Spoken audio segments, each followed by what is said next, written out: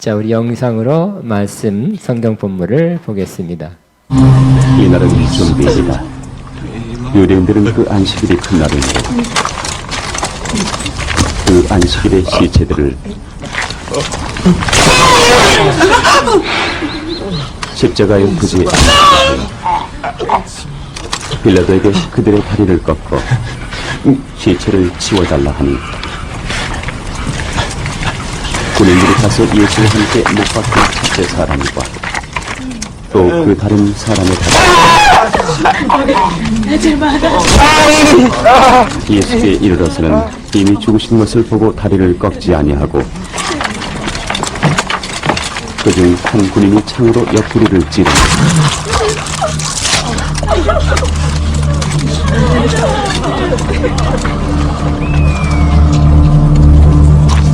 곧 피와 물이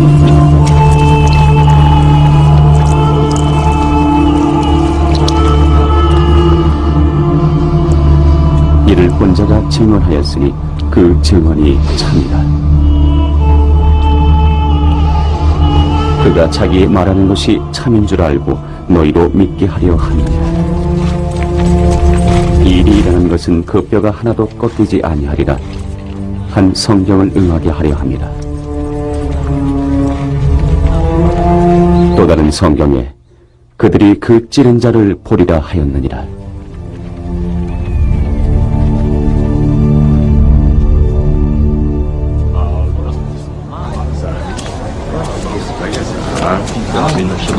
아리마대 사람 요셉은 예수의 제자이나 유대인이 두려워 그것을 숨기더니 2일 후에 빌라도에게 예수의 시체를 가져가기를 구하며 빌라도가 허락하는지라. 이에 가서 예수의 시체를 가져갑니다. 일찍이 예수께 밤에 찾아왔던 니고데모도 모약과 침향 섞은 것을 100리트라쯤 가지고 온지라. 이에 예수의 시체를 가져다가 유대인의 장례법대로 그 향품과 함께 세마포로 쌌더라.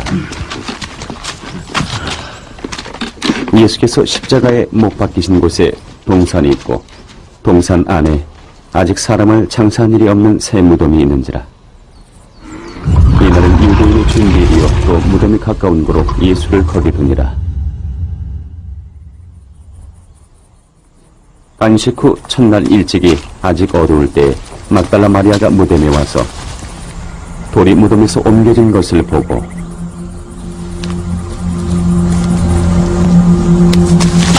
시몬 베드로와 예수께서 사랑하시던 그 다른 제자에게 달려가서 말하되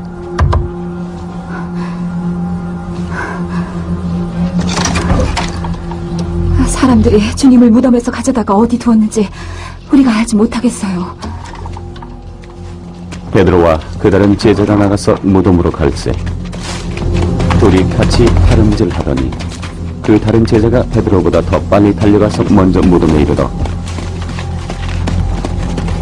구부려 세마포 놓인 것을 보았으나 들어가지는 아니하였더니 시몬 베드로는 따라와서 무덤에 들어가 보니 세마포가 놓였고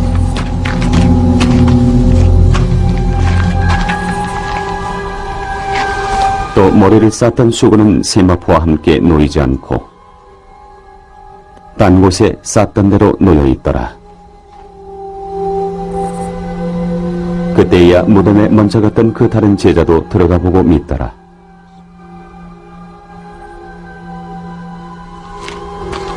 그들은 성경에 그가 죽은 자 가운데서 다시 살아나야 하리라 하신 말씀을 아직 알지 못하더라.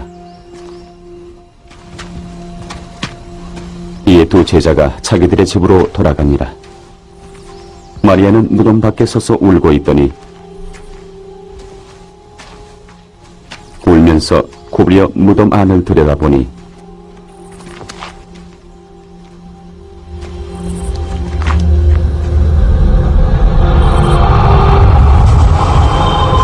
흰옷 입은 두 천사가 예수의 시체에 누웠던 곳에 하나는 머리편에 하나는 벌편에 앉았더라. 여자여 어찌하여 우느냐? 천사가 묻자 사람들이 내 주님을 옮겨다가 어디 두었는지 내가 알지 못함이니이다.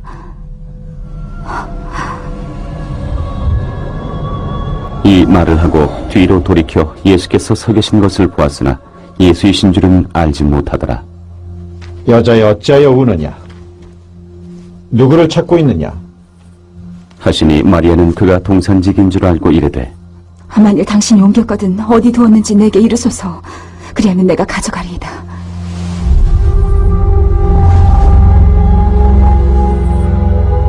마리아야. 하시거늘 마리아가 돌이켜 히브리 말로 라보니, 하니 이는 선생님이라는 말이야. 나를 붙들지 말라.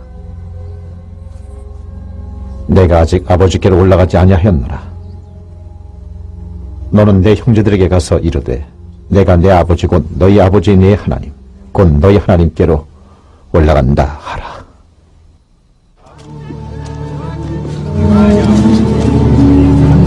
막달라 마리아가 가서 제자들에게 내가 주를 보았다 하고 또 주께서 자기에게 이렇게 말씀하셨다 이르니라. 이날 곧 안식 후 첫날 저녁 때에 제자들이 유대인들을 두려워하여 모인 곳에 문들을 닫았더니 예수께서 오사 가운데 서서 이르시되 너희에게 평강이 있을지어다. 이 말씀을 하시고 손과 옆구리를 보이시니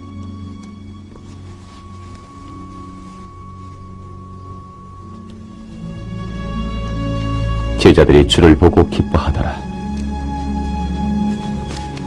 예수께서 또 이르시되 너희에게 평강이 있을지어다. 아버지께서 나를 보내신 것 같이 나도 너희를 보내노라.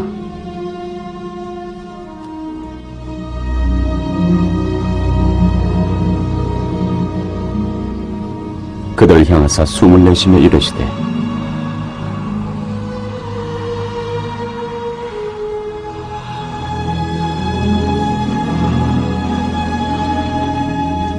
성령을 받으라. 너희가 누구의 죄든지 사하면 사하여질 것이요 누구의 죄든지 그대로 두면 그대로 있으리라.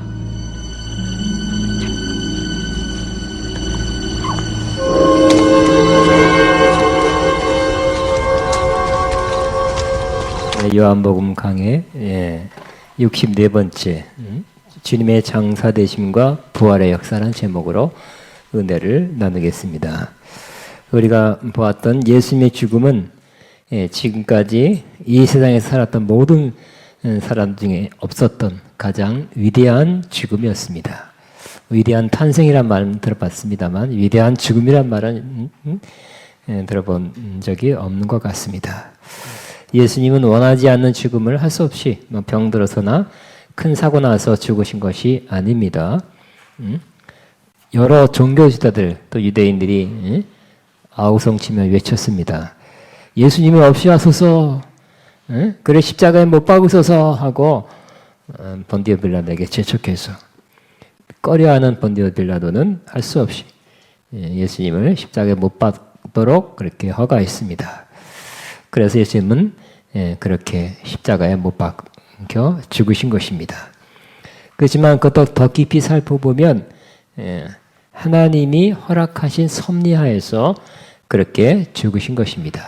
하나님의 뜻이 있었고 하나님의 허락이 있었고 하나님의 인도하심이 있었기 때문에 예수님은 그것을 알고 하나님의 뜻에 순종해서 죽으신 것입니다. 정말 예수님은 죽기까지, 죽는 것까지 순종하신 분입니다.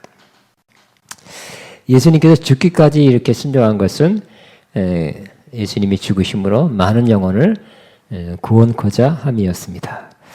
구원과 영생을 주기 위해서 예수님은 죽으셨습니다. 예수님께서 다른 십자가에 달렸던 강도와 다른 점은 죽으실 때 군들이 다가와서 다른 죄인들은 아직 살아 있었기 때문에 다리를 꺾어서 이제 완전히 죽여놓은 것입니다. 그러나 예수님 앞에 와서 쳐다보니 예수님이 이미 죽으셨습니다. 그래서 다리를 꺾지 않고 창으로 옆구리를 찔렀습니다. 그때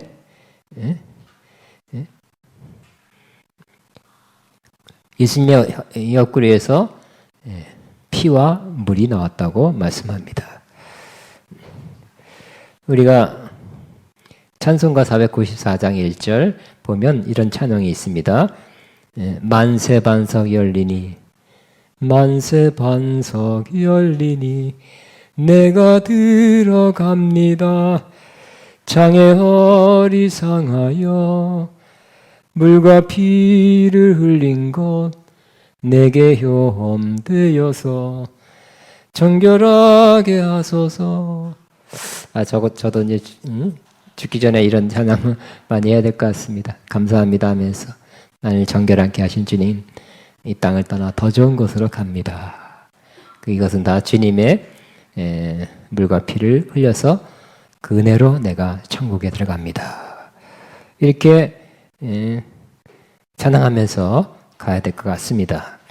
그러나 성경에는 물과 피라고 하지 않고 피와 물이 흘렸다고 말씀하고 있어요. 순서를 보니까 피와 물입니다. 우리가 조금 혼돈되는 것 중에 하나가 빛과 소금이 아니라 성경에 보면 소금과 빛이죠. 순서를 조금 바꿔놨습니다. 아마 어감상 그게 더 자연스럽게 느껴서 그런지 모르겠습니다. 먼저 예수님은 피가 흘렸다. 피는 바로 우리의 죄를 용서하기 위함입니다. 레위기 17장 11절에 피 흘림이 없이는 죄사함이 없느니라 그랬어요. 피가 흘려져야 죄사함을 얻게 된다고 말씀하기 때문입니다. 그래서 예수님의 피가 흘려져서 우리의 모든 죄가 다 용서받았습니다. 앞으로 미래가 아니라 그때 이루어진 겁니다. 시점으로는 2000년 전에 예수님의 피가 흘려졌을 때 그때 죄가 용서되었습니다. 그리고 물이 흘러졌다. 이 물은 뭐 하는 역할입니까? 바로 우리를 정결케 하는 역할입니다. 죄사함은 정결치 않아도 용서되었다. 사함받았다. 죄가 없다고 선포하는 겁니다. 그러나 이제 씻어야 돼요. 용서는 받았지만 그 물은 우리를 씻기 위한 것이다 그랬습니다. 에베소 5장 26절에도 이는 곧 물로 씻어 말씀으로 깨끗하게 하사 거룩하게 하시고라는 표현을 우리가 잘 알고 있습니다. 물로 씻어 말씀으로 거룩하게 하시고 깨끗하게 하사. 그러므로 예수님의 흘리신 물을 통해서 우리 영혼이 우리 존재가 깨끗함 받은 것을 믿으시기 바랍니다. 그래서 이미 깨끗해졌다고 말씀합니다. 그래서 이 예수님이 흘리신 피로 죄사함, 하늘의 재판장 하나님 앞에 죄가 없다고 하나님이 선포해 주신 것과 또 정결하게 그 물을 통해서 신 받아서 이제는 천국 갈 때만 아니라 지금 여기서도 하나님 앞에 지금 여기에 펼쳐져 있는 하나님 나라에 하나님 앞에 가까이 나갈 수 있게 된 것입니다. 히브리서 10장 20절입니다. 우리가 마음의 뿌림을 받아 뭐가 뿌림 받았어요? 예수님의 피가 뿌림 받았어요. 저와 여러분의 마음에 예수님의 피가 뿌림 받았습니다. 여러분 잘 안 보여도 여러분 예수님의 진정으로 영접하고 예수님이 저와 여러분의 십자가에 죽으시고 부활한 것을 믿는 순간 성령님이 역사해서 예수님의 피를 여러분 마음에 뿌려 주셨습니다. 일회용이 아니에요. 영원한 효과를 내는 단번에 영원히 역사하는 예수의 피를 우리 마음에 뿌려 주셨습니다. 그리고 우리가 마음의 뿌림을 받아 악한 양심으로부터 벗어나고 자꾸 죄책감이 드는 그 마음으로부터 벗어나고 몸은 맑은 물로 씻었으니 우리 생각하기에는 자꾸 우리가 더러운 것 같이 느껴지지만 성경은 뭐라고 말씀하고 있습니다. 예수님의 그 물로 몸은 맑은 물로 씻었다. 과거형입니다. 씻었으니 참마음과 온전한 마음으로 하나님께 나아가자. 결국 하나님께 지금부터 나아가기 위해서 예수님은 십자가에서 피와 물을 흘리신 것입니다. 죽을 때 하나님 가는 것이 아니라 지금부터 하나님 앞에 나갈 수 있는 그런 아름다운 존재가 된 것을 믿으시고 날마다 하나님께 나아가시기 바랍니다. 그런데 오늘 예수님의 장사되심을 보았고요. 또 부활하심을 보았는데 그 예수님의 장사하심과 부활하심에 가까이 있으면서 쓰임 받거나 은혜를 받은 사람이 있습니다. 복된 사람입니다. 세 사람, 세 부류의 사람을 같이 나누겠습니다. 첫째는 아리마대와 니고데모입니다. 이 두 사람은 예수님의 장사하심을 행한 사람들입니다. 예수님의 제자 중 한 사람 아리마대가 빌라도의 허락을 받아 예수의 시체를 가져갔다고 기록하고 있습니다. 아리마대 요셉은 마태복음에 보면 그는 부자였다 이렇게 말씀하고 있고요. 또 마가복음 15장에 보면 존귀한 공의회 의원이었다. 또 누가복음 23장에 보면 의로운 사람이었다고 말하고 있어요. 굉장히 하이 레벨이죠. 부자고 공의회 의원이고 또 의로운 사람이고 이런 사람이 예수님의 장례를 거들었습니다. 로마법에 따르면 이렇게 십자가에서 죽는 이 사형소들은 그건 내비듭니다. 내비두면 바로 좀 있다가 하늘에 독수리가 날아다니다가 와서 그 시체를 쪼아 먹는다 그래요. 십자가에 죽는 것도 처참한데 또 시체를 쪼아 먹는 건 또 보기 안 좋죠. 그래서 이 아리마대는 예수님의 시신을 그렇게 놓아둘 수 없다고 생각하고는 이제 나타났어요. 지금까지는 좀 예수님의 제자인 것, 예수를 믿는 사람인 것을 숨겼어요. 아마 신변상 어려움이 있을 수 있으니까. 그러나 이제 누군가 장사 지내야 되는데 그 중요한 일을 위해서 나타난 것입니다. 믿음의 용기를 내었습니다. 그리고 자신을 드러냈어요. 빌라도 앞에 갔다는 것은 많은 사람이 빌라도 혼자 있는 건 아니잖아요. 여러 사람들이 있었을 텐데 자기 자신을 드러냈어요. 믿음의 용기를 내서 가서 부탁했어요. 이 시신을 가져다가 내가 유대식으로 장례를 치르겠습니다. 예수님 유대인이잖아요. 육신적으로. 유대인들은 아까 우리가 본 것처럼 무덤에다가 이렇게 돌 무덤에 넣고서 돌을 막아놓는 그러한 장례식입니다. 훨씬 낫죠? 독수리가 와서 쪼아먹는 것보다 낫습니다. 또 한 사람, 예수님의 장례에 큰 역할을 했던 사람이 있는데 바로 요한복음 3장에 예수님을 찾아왔던 니고데모입니다. 니고데모는 예수님의 죽으심을 아마 멀리서 봤을 겁니다. 보고 그는 뭘 가져왔어요. 귀한 걸 가져왔어요. 말씀에 몰약과 침향 섞은 것을 100리트리쯤 가져왔다고 말씀합니다. 100리트리트는 약 35kg라 합니다. 몰약과 침향은 그 당시에 굉장히 귀중품, 황금, 동방박사가 보배합을 열어 황금, 유황, 몰약을 담아올 정도로 이 보배에 속한 것이었습니다. 비싼 것입니다. 근데 35kg는 엄청 많은 양이랍니다. 이 엄청 많은 양의 비싼 거금을 들여서 구입한 이 몰약과 침향을 가져와서 예수님에게 장례를 치른 것은 그가 마음에 있었던 예수님에 대한 사랑과 믿음을 표현한 것입니다. 그가 가지고 있는 물질을 사용해서 예수님의 장례를 성대하게 치렀습니다.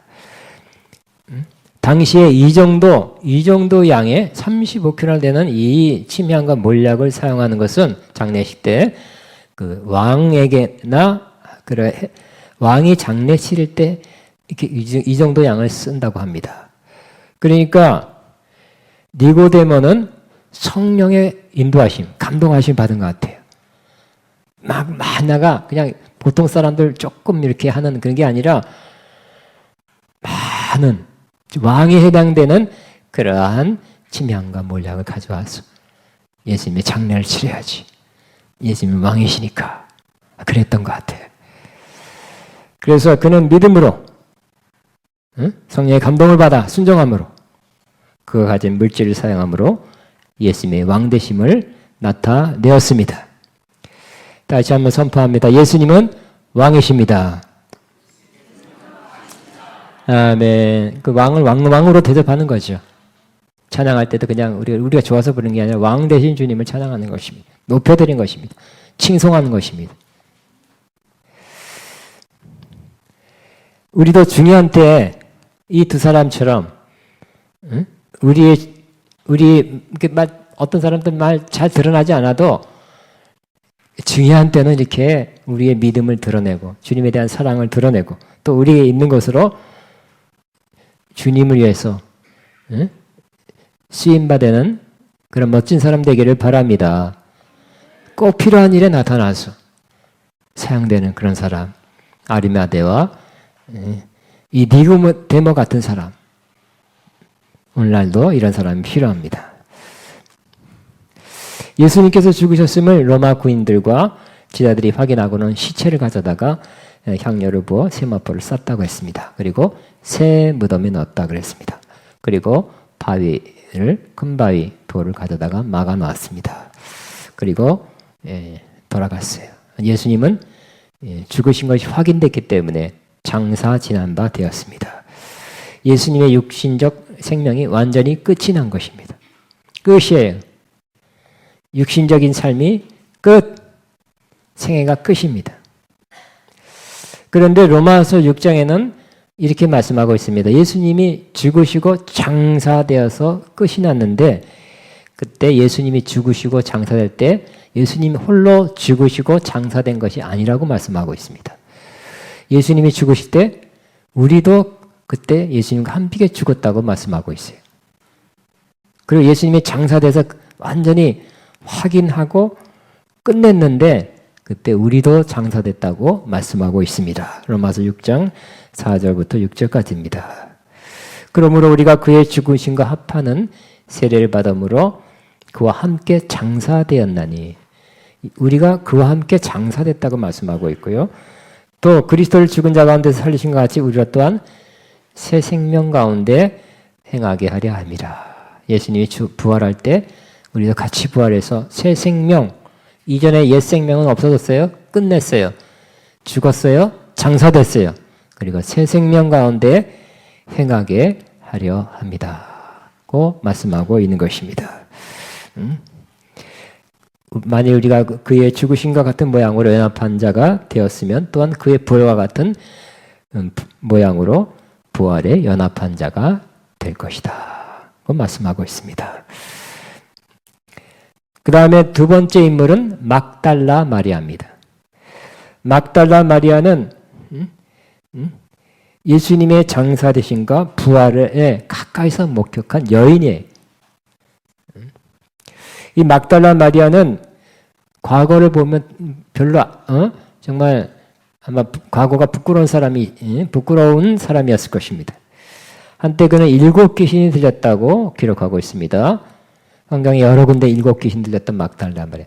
7 귀신 들렸던 막달라 마리아라고 말씀하고 있어요. 귀신, 그것도 7이 들렸으니까 얼마나 뒤숭숭하고 혼란스럽고 악한 충동이 나고 뭐 이상한 생각, 별 생각 다 나게 난 정말 고통스러운 삶을 살았던 여인이었을 것입니다. 근데 예수님 만나서 예수님이 그 여인의 이 7 귀신을 다 내어 쫓아 주셨습니다. 할렐루야. 그리고 자유하게 해 주셨습니다. 근데 그 이유가 복되어 거기서 끝난 사람 많더라고요. 귀신이 쫓겨남을 받았는데 그 다음 중이에요. 어떤 사람 보면 정말 한 달 있다, 2달 있다 다시 그 귀신 또 들어와 있어요. 대부분 그래요. 그러나 이 막달라 마리아는 틀렸어요. 예수님을 따랐다. 그 이후로 예수님을 따랐어요. 그리고 누가복음 8장 2절에 보면 예수님과 그 제자들을 그 막달라 마리아와 다른 여자들과 함께 자기 소유로 예수님은 섬겼다 이렇게 말씀하고 있습니다.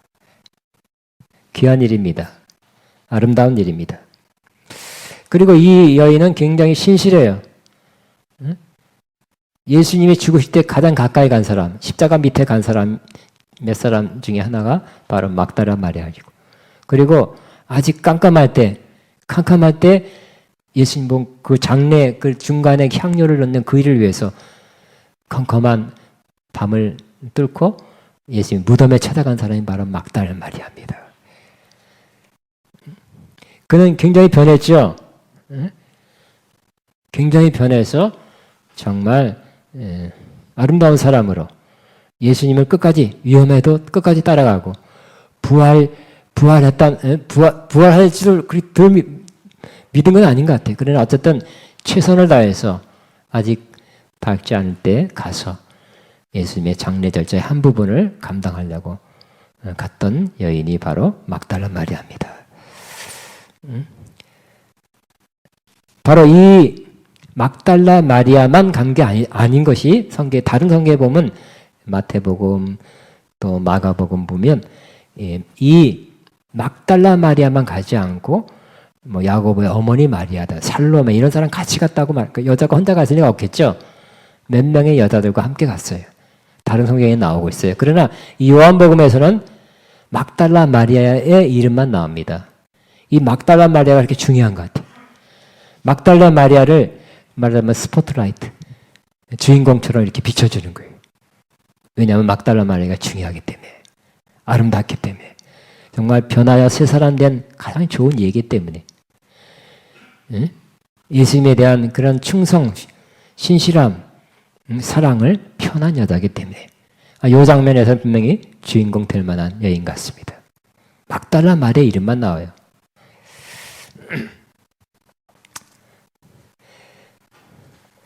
그러니까 하나님 볼 때 막달라 마리아는 매우 중요한 사람이 됐다는 뜻입니다. 다른 여자보다 더 중요한 사람이 됐어요. 막달라 마리아가 무덤에 와보니 돌이 무덤에서 옮겨진 것을 봤어요. 매우 놀라서 이 사실을 베드로 요한에게 알렸죠. 베드로 요한이 문을 박차고 나가서 가봤어요. 그랬더니 아무도 없었어요. 거기에 예수님이 입었던 세마포와 머리 수건만 있었어요. 그러나 예수님은 이전에 그가 죽은 자 가운데 다시 살아나야 할 것이다 하는 말씀을 했지만 아직 다 알지 못하고 다 믿지 않았던 것 같아요. 제자들이.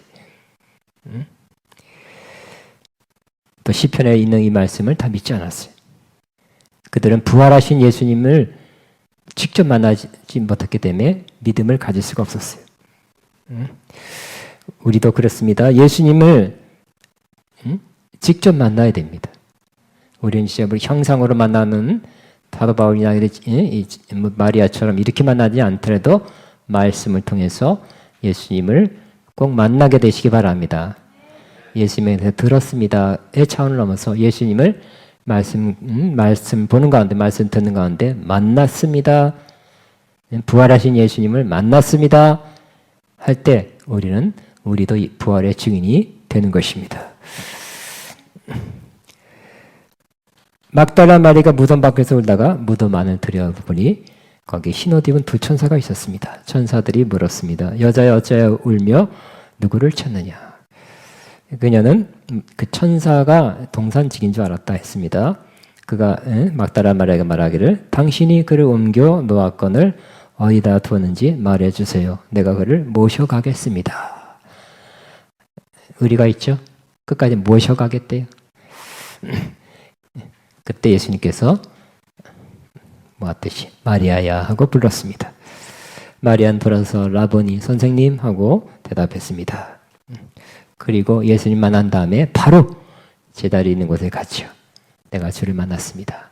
그리고 주께서 내게 이러한 말씀 하셨습니다 하고 제자들에게 말해 주었어요. 부활하신 예수님 만난 사실, 또 부활하신 예수님께서 하신 말씀을 들었다는 거 증거했습니다. 여러분, 가만히 보니까 막달라 마리아는 예수님의 부활을 첫 번째 증거한 증인이에요. 그렇죠? 남자들이 아니라 12명의 제자들이 또 있었지만 예수님의 부활을 목격하고 경험하고 증언한 사람은 여자예요. 막달라 마리아입니다. 매우 영광스러운 일이죠. 또 어떤 면에서 보면, 다른 면으로 보면 또 하나님이 참 은혜와 자비와 사랑이 많다는 것을 또 알게 됩니다. 그것은 바로 가장 일곱 귀신이 들렸던 가장 어려운 지경에 있던 사람이었어요. 그러나 하나님께서 그를 고쳐주셨고 그를 헌신하게 하셨고 예수님을 따라가게 하셨고 또 이렇게 신실한 사람, 아름다운 여인으로 바꿔주신 것입니다. 그러므로 가장 복된 사람 중에 한 사람을 만드신 주님, 가장 어려운 사람을 가장 복된 사람으로 만들어주신 주님을 우리는 찬양하지 않을 수 없습니다. 이렇게 막다라 말 이렇게 변화시킨 예수님은 우리도 그렇게 하실 수 있습니다. 그 본으로 우리에게 보여주신 것입니다. 그리고 마지막으로 한 팀이 나오는데 그것은 바로 예수님의 제자들입니다. 안식 후 첫날에 저녁에 제자들은 아침에 예수님은 새벽에 부활하셨고요. 저녁에 제자들은 두려워서 모인 곳의 문을 닫고 숨어 지냈습니다. 막달라 마리가 예수님 부활했다고 하지만 아직 본인들이 만나지 않았기 때문에 두려움을 금할 수 없었습니다. 그런데 예수님께서 언제 들어오셨는지 이미 그들 가운데 서 계셨습니다. 부활하신 예수님은 공간을 초월해서 다니셨습니다. 예수님께서 말씀하십니다. 너희에게 평강이 있을지어다. 그 당시에 그 시간에 가장 중요한 말은 또 그들이 들어야 될 말은 평강입니다. 예수님께서 그들에게 말씀합니다. 너희 부어주셨습니다. 예수님은 평강의 주님이십니다. 평강의 왕이시라고 이사야 9장 6절에 예언했습니다. 예수님이 함께하면 불안, 염려, 두려움이 사라지게 되는 것입니다. 우리도 염려, 근심, 두려움 가운데 있게 될 때가 있습니다. 그때 평강의 주님을 모시게 되길 바랍니다. 근데 우리 이때까지 이렇게 많이 했던 것 같아요. 주님, 내가 이렇게 어렵고 두렵고 염려가 많은데 평강을 주옵소서. 좋은 기도입니다. 그래야 될 것입니다. 주님, 평강을 주옵소서. 그러나 저는 그렇게 몇 년 전부터 그렇게 하지 않습니다. 저는 이렇게 기도합니다. 주님, 이 어려움 또 이 두려움, 염려 가운데 있는 저에게 평강의 주님이 오시옵소서. 이렇게 기도합니다. 평강을 보내주옵소서. 주님이 보내주시기도 하겠죠. 그러나 더 좋은 것은 주님이 제대로 나타나니까 그 자리가 다 거기 있는 사람 모두가 평강이 임했어요. 그렇죠? 더 중요한 거 결국은 이 불안, 염려, 근심, 두려움의 상황은 누구를 더 깊이 만날 그런 기회입니까? 예수님을 더 깊이 만날 기회가 되는 것입니다. 특별히 불안, 염려, 두려움이 있을 때는 평강의 주님을 더 깊이 만날 기회가 되는 것입니다. 그냥 평강 이렇게 던져주고 가세요. 아니면 난 간다 하고 끝나는 것이 주님과 우리의 관계가 돼서는 안 될 것입니다. 그 기회, 저와 여러분의 어려운 기회, 두려움과 염려와 근심이 있는 때 평강의 주님을 더 깊이 만나는 주님과의 관계가 더 깊어지는 그러한 기회가 되기를 바랍니다. 그렇게 되기를 저는 바라고 있어요. 예수님께서 안심시켜주기 위해서 다시 손과 옆구리를 보이셨어요. 제자들이 그걸 보고 맞다, 죽으시고 부활하셨다고 기뻐했습니다. 다시 한번 예수님께서 제자들에게 너에게 평강이 있을지어다 하고 선포해 주셨습니다. 평강이 임한 것입니다. 평강이 있을지어다 하는데 평강이 안 임하고 말로만 이렇게 메아리 치지 않았을 것입니다. 주님께서 오셔서 우리에게도 말씀 한마디만 말씀하셔도 우리에게 평강이 임하게 될 것입니다. 그리고 말씀했습니다. 아버지께서 나를 보내는 것 같이 나도 너희를 보낸다. 평강으로, 두려움에서 평강으로 변화시킨 다음에 평강으로 채우신 다음에 예수님은 제자들을 보내게 된 것입니다. 하나님께서 하게 하시는 그 일을 위해서 제자들을 파송하시는 것입니다.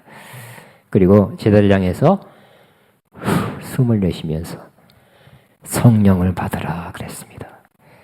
그때 예수님의 제자들이 성령을 받았는지 아니면 오순절날 성령이 받았는지 해석이 분분합니다만 어쨌든 성령은 예수님이 하나님께로 받아 주시는 것입니다. 제자들은 더 확실한 것은 어쨌든 얼마 후에 곧 성령 충만함 받았어요. 평강이 맺고 그 다음에 성령 충만함 받았고 그 다음에 사명이 줬는데 그 사명은 바로 23절입니다. 너희가 누구의 죄든지 사하면 사해질 것이요 누구의 죄든지 그대로 두면 그대로 있으리라. 좋겠죠? 지나가다가 제사함 받아라. 너는 제사함 받았다. 유대인들은 그건 하나님만 할 수 있는 일이라고 예수님의 제사함 베풀었을 때 막 비난했어요. 그 큰일, 죄를 사는 일 누가 할 수 있어요? 하나님만이 할 수 있다고 믿었어요. 그러나 예수님도 할 수 있는 것이죠. 죄를 사하는 일은 매우 중요한 일입니다. 가장 기본적이고 가장 중요한 일입니다. 그렇다고 해서 죄를 사하는 일은 지나가면서 죄사함 받았어요. 우리에게 주셨다고 해서 죄사함 받으세요. 당신 죄사함 받았으면 이렇게 선포하는 것은 아닙니다. 바로 예수님께 이렇게 표현한 것은 바로 우리가 죄사함을 줄 수 있는 권한이 있다. 권세를 부여받았다고 하신 것은 맞아요. 그렇지만 우리는 복음을 통해서 복음을 전함으로 즉 예수님이 우리 위해서 죽으시고 십자가에 죽으시고 피와 물을 흘리신 걸 통해서 당신의 죄가 사함받았습니다 하고 예수님의 하신 일을 말해주고 선포함으로 그 사람들에게 죄사함을 얻게 하는 것입니다. 복음을 통해서 죄사함 얻게 하는 것이 복음을 선포하고 전함으로 죄사함을 얻게 하는 놀라운 그러한 권세가 우리에게 주어진 것을 믿게 되시기 바랍니다. 꼭 저와 여러분이 꼭 경험하시기 바랍니다. 이 제자들에게 하신 말씀, 또 우리에게 하신 말씀이라 믿고 여러분이 복음을 한번 전하시기 바랍니다.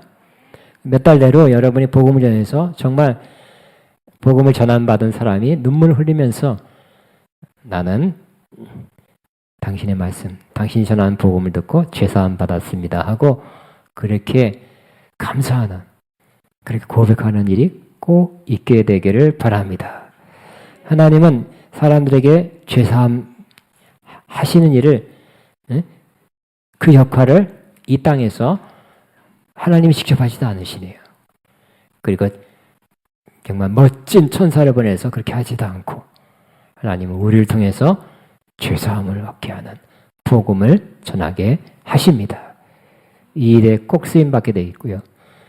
다른 것도 하시지만 여러분이 그 일을 꼭 쓰임받게 되시기를 주의 이름으로 축복합니다.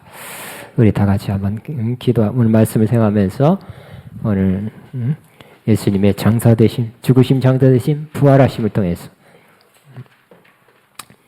피와 물을 흘리신 주님이 그 효과가 수많은 사람에게 나타나고 있습니다. 마리마대 니고데모 예수님의 장사를 위해서 쓰임받은 사람들을 아름다운 모습 봤고요. 또 막달라 마리아 7 귀신이 들린 사람이 이렇게 변해서 아름다운 여인으로 쓰임받는 사람으로 주목받는 사람으로 주님께서 이렇게 스포트라이트 비춰주는 사람으로 부활의 첫 증인으로 사용되는 것을 보았습니다.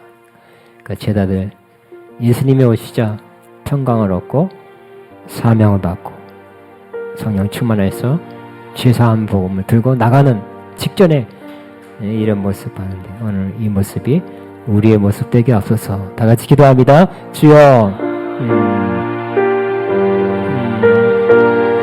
주님 감사합니다. 나나나나나나나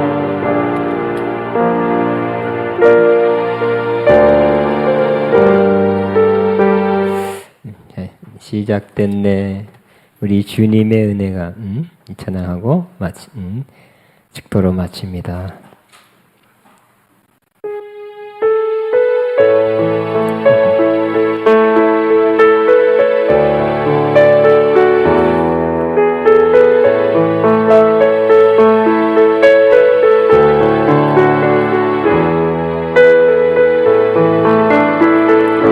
시작됐네. 우리 주님의 능력이 나의 삶을 다스리고 노롭게 하네.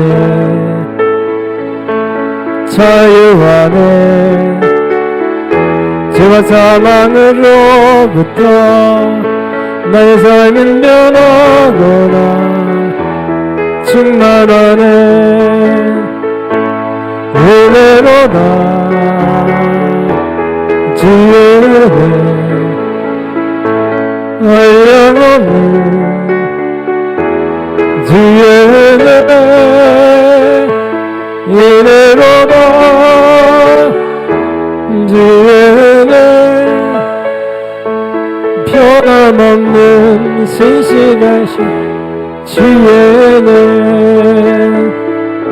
기도합니다. 이제는 의회에서 피와 물을 흘려 죽으시고 부활하신, 또 영원히 우리와 영으로 함께 하시는 우리 주 예수 그리스도의 무한하신 은혜와 하나님 아버지의 극진한 사랑하심과 성령님의 교통인도 새 기름 부어진 역사가 오늘도 주님의 부활하심을 말씀 통해서 믿고 또 부활한 주님을 만났으며 또 부활한 주님의 증인되기를 원하는 하나님의 자들 위해, 이들의 앞날 위해, 사업 위해, 사역 위해, 가정 위해 이제부터 영원토록 함께 하시옵기를 축원하옵나이다. 아멘.